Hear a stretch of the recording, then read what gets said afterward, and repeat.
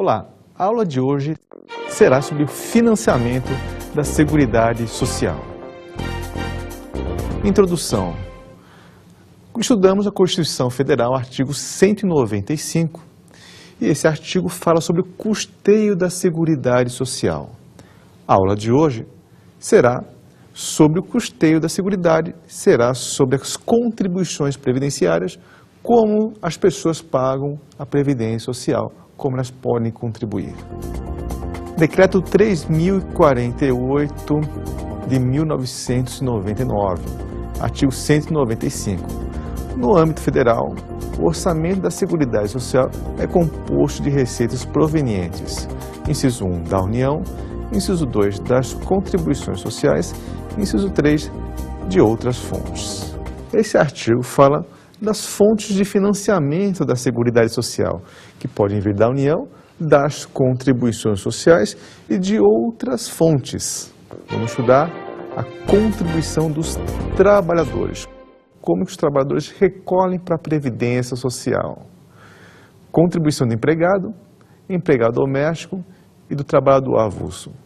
Conforme a Lei 8.212/91, artigo 20, a contribuição do empregado, inclusive o doméstico, e do trabalhador avulso, é calculada mediante aplicação da correspondente alíquota sobre o seu salário de contribuição mensal, de forma não cumulativa.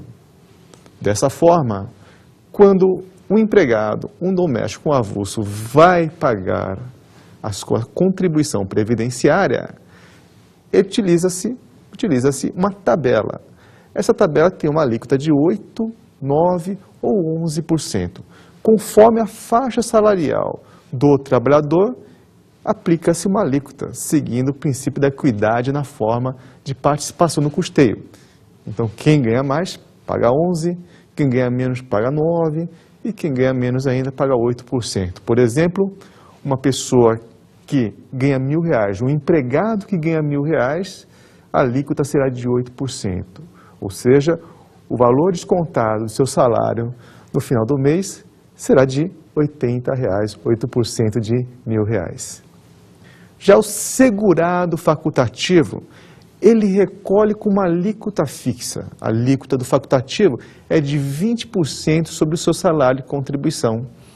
Mas qual é o salário de contribuição do facultativo? Na verdade, ele que declara, ele que escolhe entre o valor mínimo, que é o salário mínimo, e o valor máximo, que é o valor do teto do INSS.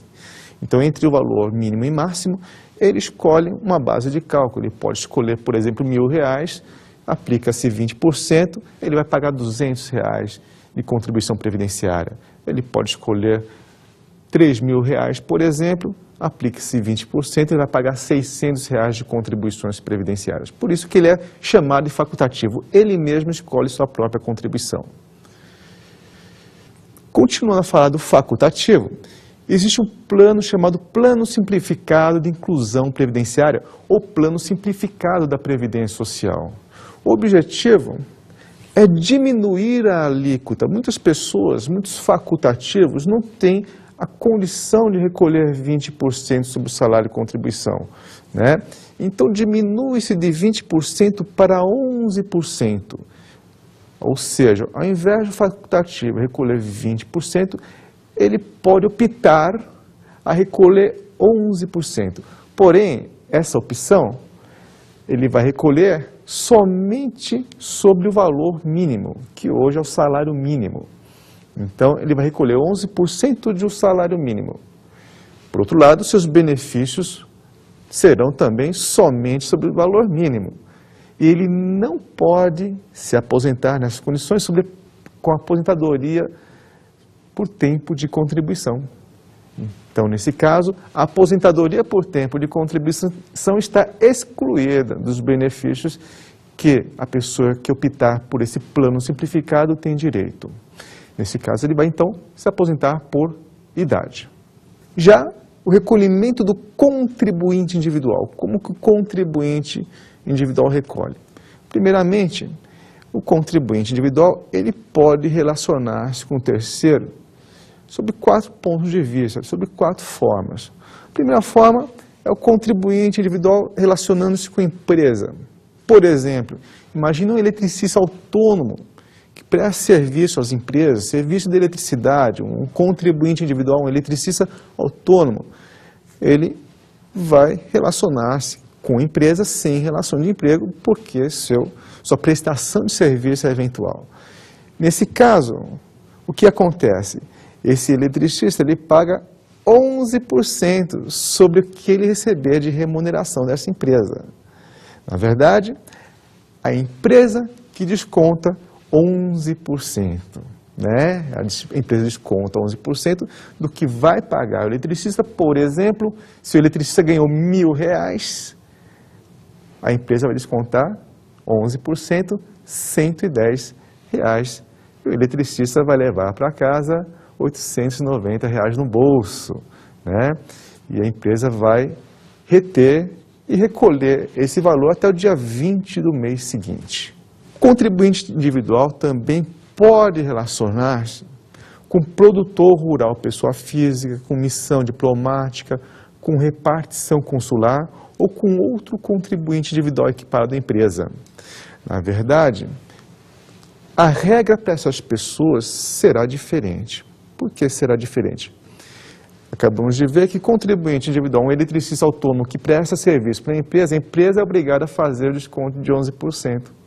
Já nesses casos, quando o contribuinte individual presta serviço, por exemplo, para uma repartição diplomática, para uma embaixada, por exemplo, essa embaixada, ela não é obrigada a fazer, não tem a obrigação de recolher os 11%, de fazer o desconto de 11%. E também essas empresas não têm a obrigação de recolher a parte patronal também. Né? Dessa forma, o segurado, o contribuinte individual, que vai recolher por conta própria a sua contribuição. E a contribuição que ele vai recolher cabe, nesse caso, a alíquota de 20%. Então, imagina você, um eletricista prestou serviço para uma embaixada, a embaixada não tem a obrigação de fazer o recolhimento desse eletricista, ele ganhou R$1.000, o próprio eletricista vai ao banco e faz o recolhimento de 20%, no caso de R$200, 20% de R$1.200. Agora, se se esse contribuinte individual conseguir comprovar que aquela embaixada fez o pagamento da cota patronal, nesse caso, haverá um desconto. Ao invés de ele pagar 20%, ele vai pagar 11% apenas. O contribuinte individual também pode relacionar-se com cooperativa de trabalho. Imagina você que nós somos faxineiros, diaristas que fazem serviço de limpeza nas casas e, de repente, vamos nos unir, formar uma cooperativa de trabalho. A gente vai prestar trabalho, prestar serviços a terceiros. Né? Então, cada um dos diaristas que se reuniu formando essa cooperativa de trabalho é considerado um contribuinte individual. Muito bem. E aí, prestando serviços para pessoas físicas, vamos lá na casa de família prestando serviço. Podemos prestar também serviços para empresas. A cooperativa de trabalho, nesse exemplo nosso de limpeza, pode prestar serviço tanto para a pessoa física quanto para a empresa.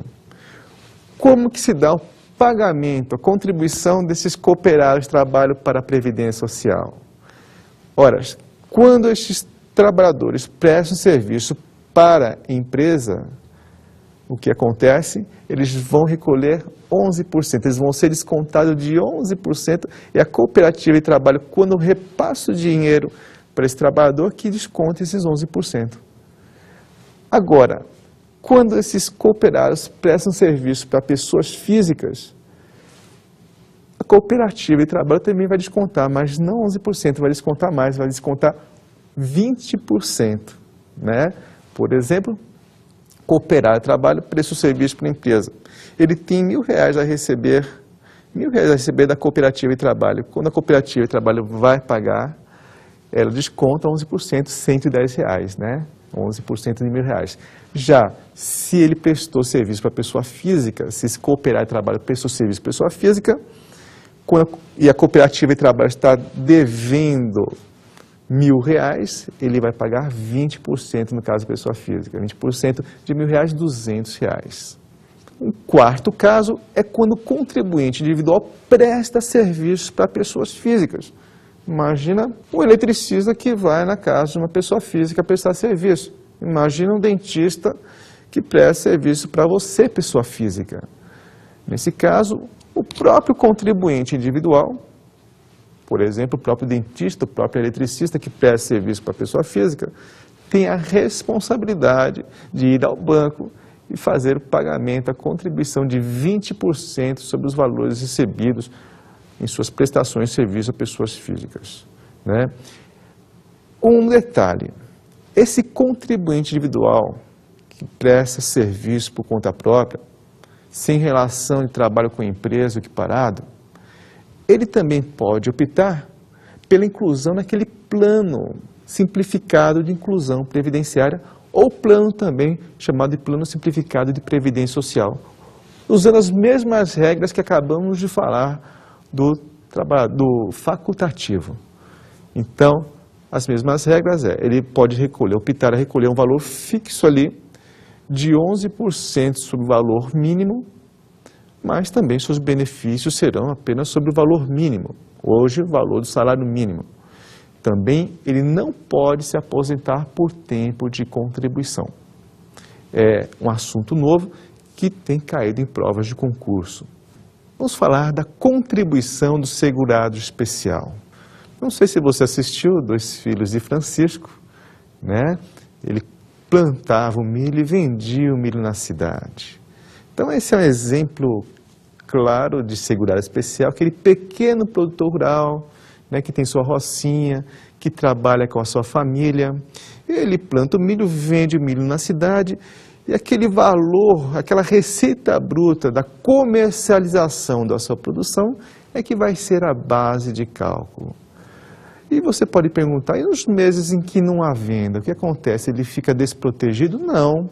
Nos meses que não há venda, nos períodos entre safra, por exemplo, ele continua coberto pela Previdência Social. Ele continua coberto, ele só não vai contribuir, mas ele continua coberto porque o dia que ele plantar, colher de novo e vender, ele vai fazer toda a sua contribuição sobre toda a sua venda de produtos rurais. Mas qual alíquota a ser aplicada?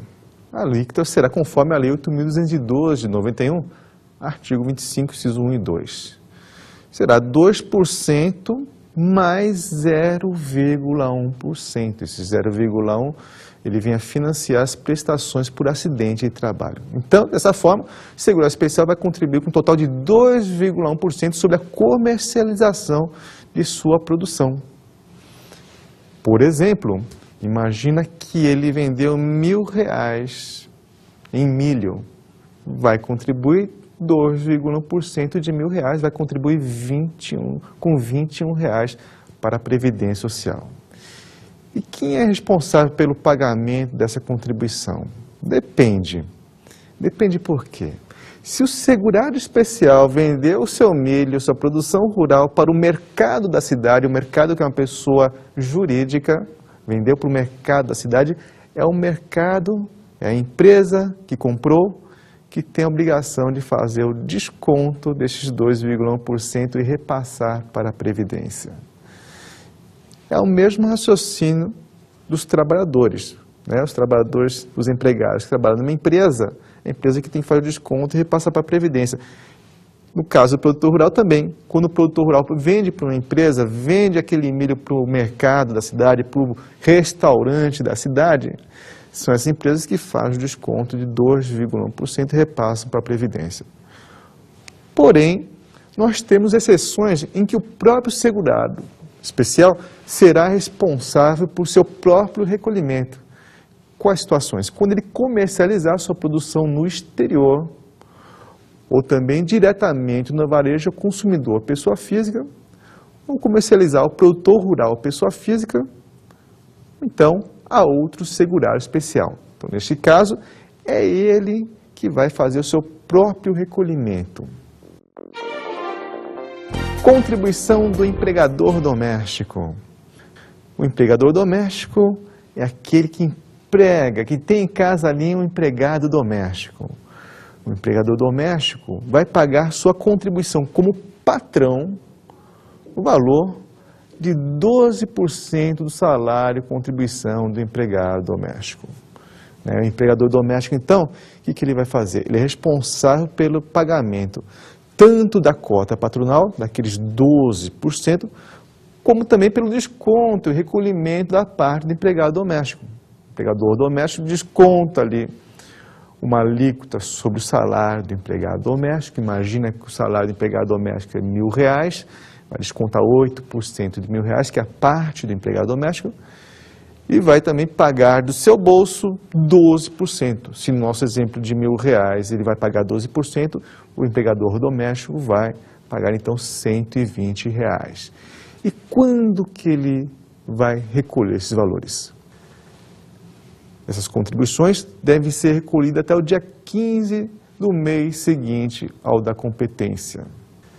Por exemplo, imagina que nós estamos no mês 1, no mês de janeiro. O empregado doméstico prestou serviço no mês de janeiro, o empregador doméstico vai fazer os recolhimentos até o dia 15 do mês seguinte, até o dia 15 de fevereiro.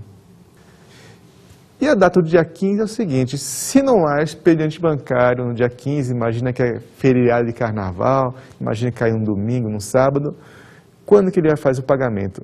Ele pode prorrogar até o próximo dia útil seguinte. Contribuição da empresa. Vamos estudar agora como que a empresa irá recolher a sua contribuição, também chamada de contribuição patronal. Vamos estudar, primeiramente, as contribuições das empresas incidentes sobre remunerações de contribuintes individuais. Quando a empresa paga um contribuinte individual, paga lá, por exemplo, R$1.000 para um eletricista que prestou serviço, vimos que ela tem que fazer a retenção de 11%, que é a parte do eletricista. Já a parte da empresa é de 20%. Então, quando ela paga R$1.000 para aquele eletricista, na verdade ela vai gastar R$1.000 mais 20% que sai do bolso da empresa, que é uma contribuição da empresa, vai gastar aí R$200 de contribuição previdenciária. Então, por esse serviço prestado, a empresa não gastou apenas R$1.000, gastou R$1.000 para pagar o eletricista, mais R$200, que é a contribuição previdenciária sobre contribuintes individuais. Falei para vocês também que a cooperativa de trabalho tem os cooperados, e os cooperados são considerados contribuintes individuais. Nesse caso, voltando àquele exemplo de cooperativa de trabalho de pessoas que fazem limpeza, uma cooperativa de limpeza, de serviço de limpeza. Quando essa cooperativa de trabalho de serviço de limpeza presta serviço para uma outra empresa, imagina que essa cooperativa de limpeza prestou serviço para uma empresa, para o município da sua cidade, para a prefeitura municipal da sua cidade, que também é considerada uma empresa para o direito previdenciário. Qual que é a obrigação da empresa a qual está recebendo aquele serviço?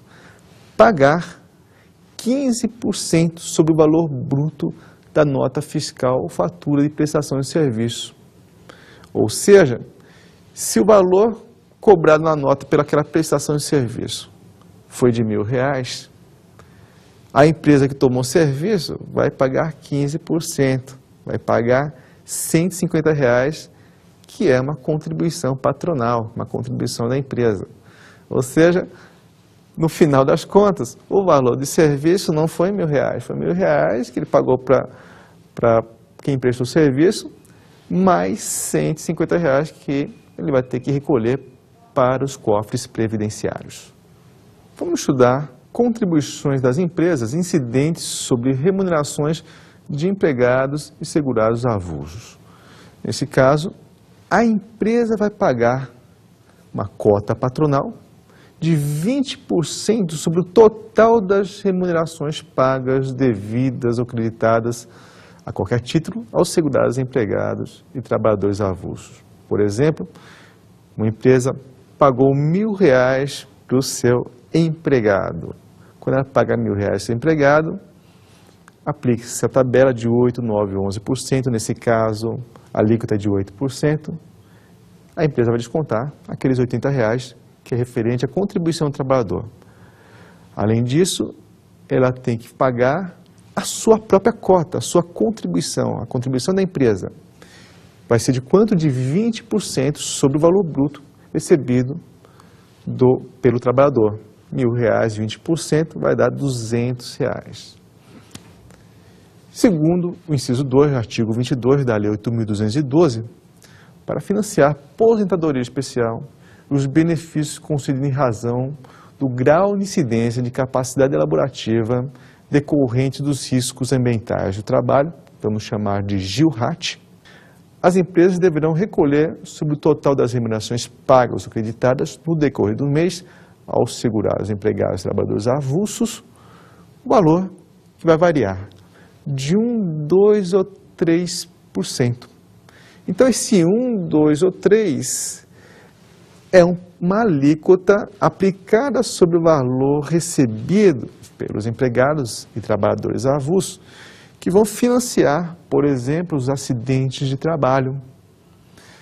Como que a empresa vai pagar esse 1%, 2% ou 3%? Vai depender da atividade preponderante. Se a atividade preponderante da empresa, o risco de acidente de trabalho, for considerado leve, será aplicada uma alíquota de 1%. Se o risco for considerado médio, a alíquota de 2%. Se o risco for considerado grave, a alíquota de 3%. Ou seja, resumindo, sobre o valor do salário do seu empregado, sobre a sua folha de pagamento dos empregados, a empresa vai pagar 20% da contribuição dela, patronal, mais este GILRAT, que seria, entre aspas, um seguro de acidente de trabalho, que varia de 1%, ou 2%, ou 3% sobre toda a folha de pagamento. Conforme a atividade preponderante da empresa, aplicamos essas alíquotas de 1%, 2% ou 3%. Contribuições substitutivas das empresas em relação à parte patronal da regra geral do custeio. Então, acabamos de ver que sobre o salário dos empregados e trabalhadores avulso, aplica-se 20% mais a GILRAT de 1%, 2% ou 3%. Algumas pessoas jurídicas, como é o caso das associações desportivas que mantêm equipe de futebol profissional, quando vão fazer a sua contribuição previdenciária, eles não pagam dessa forma, 20% mais 1%, 2% ou 3%, não pagam. Haverá uma contribuição que vai substituir esses 20% mais a GILRAT. Como que acontece então? Olha lá, a contribuição empresarial da associação desportiva que mantém equipe de futebol profissional destinada à Seguridade Social em substituição às previstas no inciso 1 do caput do artigo 201 e do artigo 202, que é a contribuição patronal sobre empregados e avulsos, GILRAT, corresponde a 5% da receita bruta decorrente dos espetáculos desportivos de que participa em todo o território nacional, em qualquer modalidade esportiva, inclusive jogos internacionais, e de qualquer forma de patrocínio, licenciamento de uso de marcas e símbolos, publicidade, propaganda e transmissão de espetáculos desportivos. Primeiramente, então, quem tem direito, quem deverá recolher dessa forma substitutiva? Tem que ser a associação desportiva que mantém equipe de futebol profissional. Não é qualquer associação desportiva. Tem que ser aquela que mantém equipe de futebol profissional. Por exemplo, o Palmeiras. O Palmeiras é uma associação desportiva que mantém equipe de futebol profissional. Então, ele vai recolher dessa forma aqui, dessa forma substitutiva, né? E esse recolhimento vai substituir o que? A contribuição patronal sobre os empregados e trabalhadores avulsos e o GILRAT. Como que vai ser? Vai ser 5% da receita bruta dos espetáculos esportivos que participe aqui no território nacional. Se o Palmeiras, por exemplo, jogar na Argentina, não há que se falar desse tributo. Mas imagine que ele julgou aqui no Brasil, a renda foi ali de R$1 milhão, então 5% de R$1 milhão vai ter que recolher para os cofres previdenciários R$50 mil, né? E em qualquer modalidade esportiva é necessário esse pagamento previdenciário de 5%. Então, se imagina que Palmeiras jogou um jogo final de vôlei e cobrou a entrada para as pessoas assistirem o final de vôlei, né? Também a incidência de 5% sobre a receita bruta do espetáculo esportivo. Também há incidência sobre qualquer forma de patrocínio. Você sabe que as camisas dos clubes têm aquele patrocínio, o nome da empresa, né? Imagina que tem lá a Fiat, por exemplo. O que acontece? Ao recolhimento, quando a Fiat paga para colocar o seu nome na camisa de um clube, o que acontece? Vai ter que ser descontado 5% e repassado para a Previdência. Também no caso de licenciamento de uso de marcas e símbolos. Imagina uma fábrica de toalhas Artex, por exemplo, que quer colocar o símbolo bonito do Palmeiras naquela toalha. O que acontece? Ela vai ter que pagar para poder usar aquele símbolo, para poder imprimir o símbolo na toalha, né? Assim como publicidade, propaganda, assim como também transmissão de espetáculos esportivos, por exemplo, quando a Rede Globo paga para o Palmeiras transmitir, para que a Rede Globo possa transmitir um jogo do Palmeiras, é também feito pagamento, a retenção para a Previdência Social no valor de 5% sobre a receita bruta. Então é importante lembrar que essa contribuição substitui apenas aquela patronal de 20% mais a Gilhart. Outras contribuições não. E somente a patronal que incide sobre a remuneração de empregados e trabalhadores avulsos. Sobre a remuneração de contribuintes individuais, não. Contribuição substitutiva do produtor rural. Nós podemos ter diversos tipos de produtores rurais. Produtor rural pessoa física, pessoa jurídica ou uma agroindústria.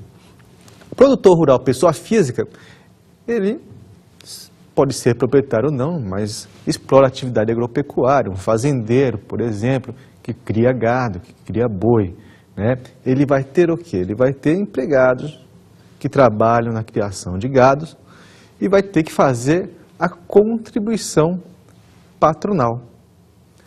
Mas a contribuição patronal não vai ser aquela de 20% também não. Ela é diferente. Ela vai ser igualzinha à contribuição de segurado especial que acabamos de estudar. É igualzinha, né? Então não vai ter os 20%, nem o Gilhart de 1, 2 ou 3%. Como que vai ser? Vai ser igualzinho ao segurado especial, que são 2% da receita bruta proveniente da comercialização da sua produção, mais 0,1% também da receita bruta proveniente da comercialização, né, para financiar as prestações por acidente de trabalho. Então, dessa forma, ele vai contribuir com 2,1% sobre a comercialização da produção rural. Quando ele vende ali um boi, né, para uma outra pessoa, incide 2,1%. Se aquele boi custou R$1.000, 2,1% vai dar o quê? R$21, né? Sobre R$1.000, R$21, que vai ser a contribuição previdenciária, né? E essa contribuição vinha substituir a patronal, vinha substituir aqueles 20% da patronal, mais o Gilhart de 1, 2 ou 3%. Então, a contribuição do produtor rural pessoa física, da mesma forma que o segurado especial, como que ela é recolhida? Ora, se o produtor rural pessoa física vendeu milho ou boi para o mercado, para um frigorífico, para uma empresa, é a empresa que tem a obrigação de recolher, né, de fazer a retenção. Já também, se ele vende para um feirante, imagina que ele vendeu milho para um feirante, para uma pessoa física não produtor rural, né? É o feirante, é essa pessoa física não produtor rural que tem também a obrigatoriedade de fazer o recolhimento das contribuições previdenciárias. Já existe situação que fica difícil você subrogar, você passar essa obrigação para terceiros.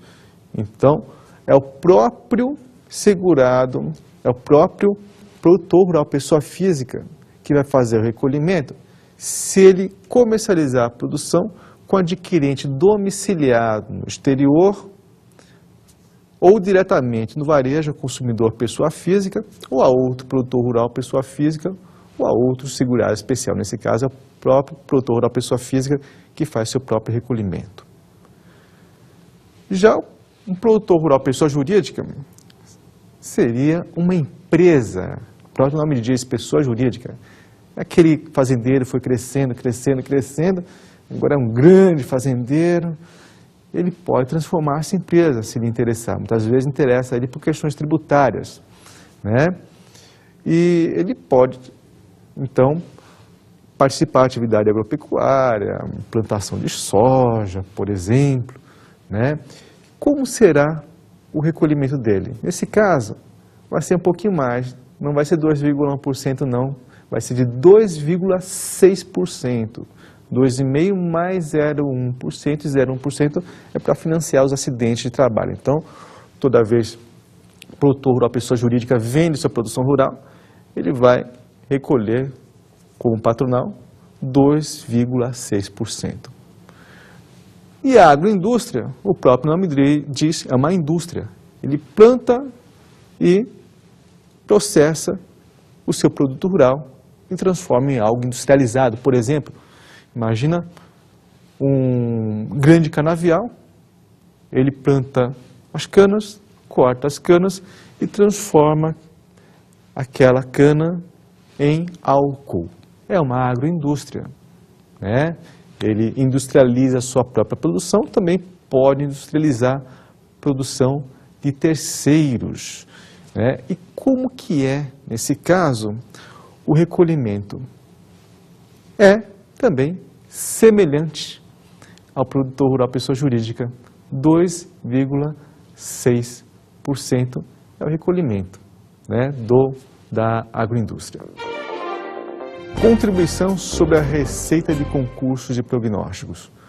Concursos prognósticos são concursos de sorteio de números ou quaisquer outros símbolos, loterias, apostas em âmbito federal, estadual, distrital, municipal, pode ser promovido por órgãos públicos ou por sociedades comerciais civis, como, por exemplo, prados de corrida, corrida de cavalo, né? Não somente órgãos públicos, né? Mega Sena é um exemplo também de um concurso prognóstico, né? Promovido por órgão público.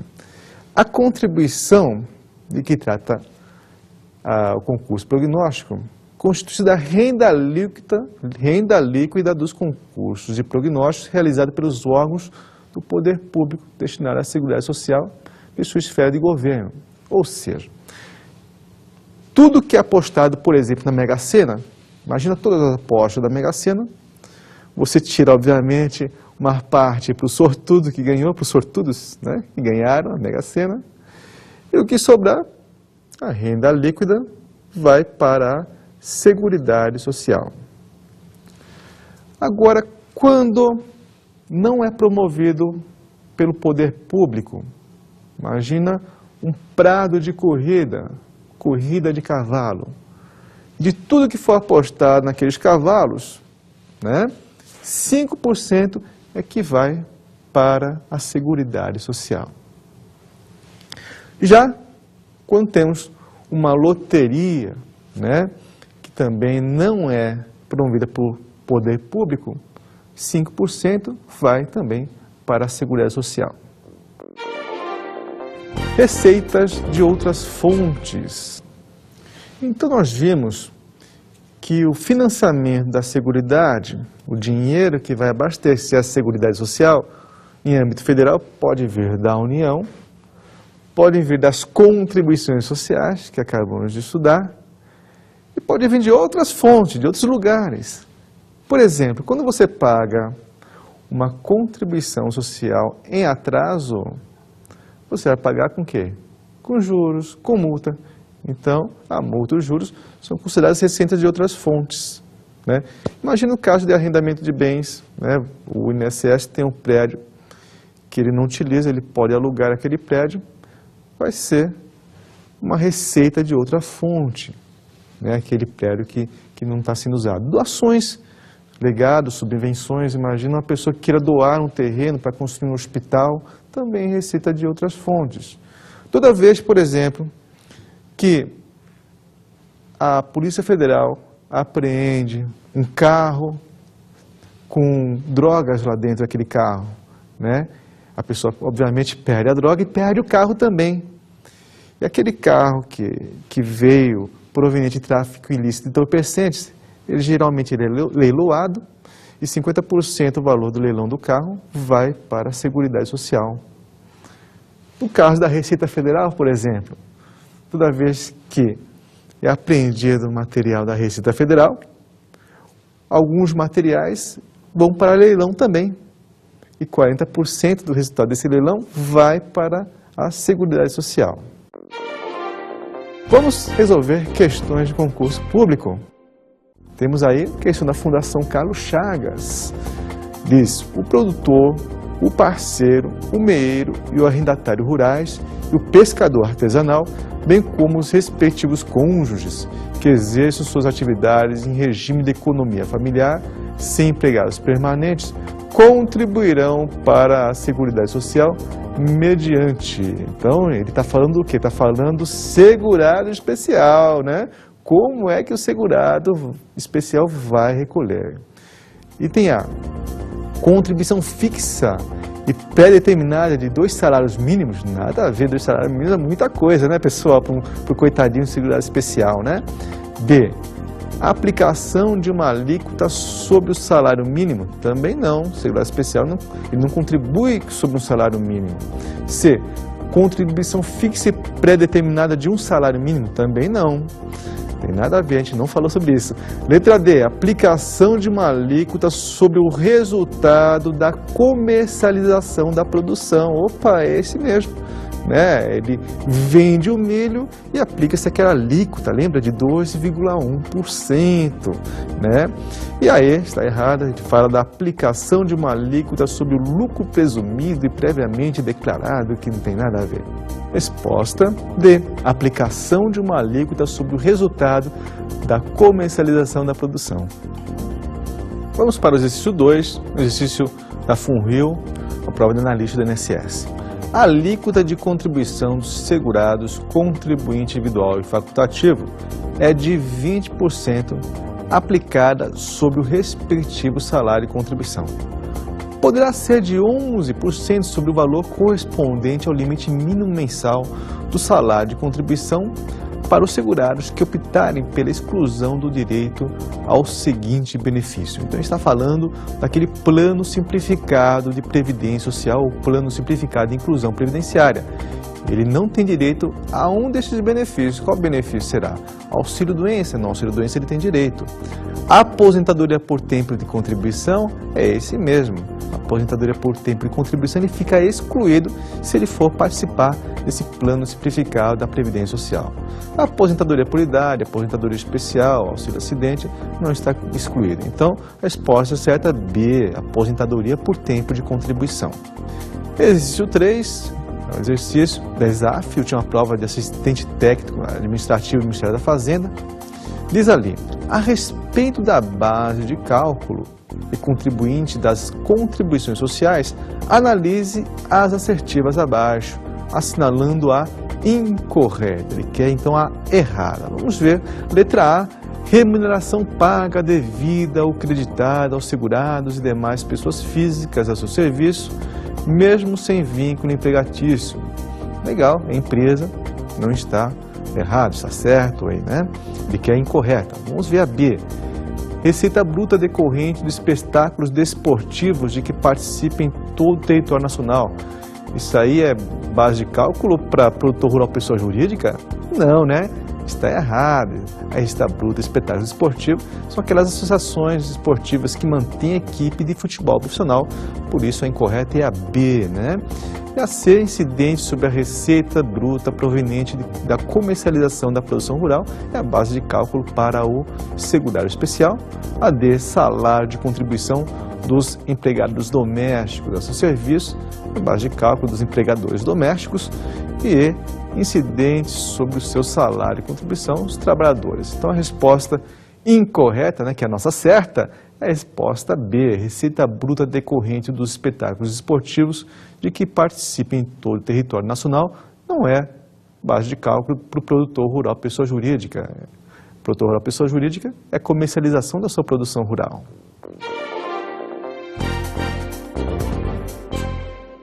Minha dica de estudo é o livro Direito Previdenciário, Eduardo Tanaka, editora Campos Xavier, nos capítulos 9 ao 13. Bons estudos a todos!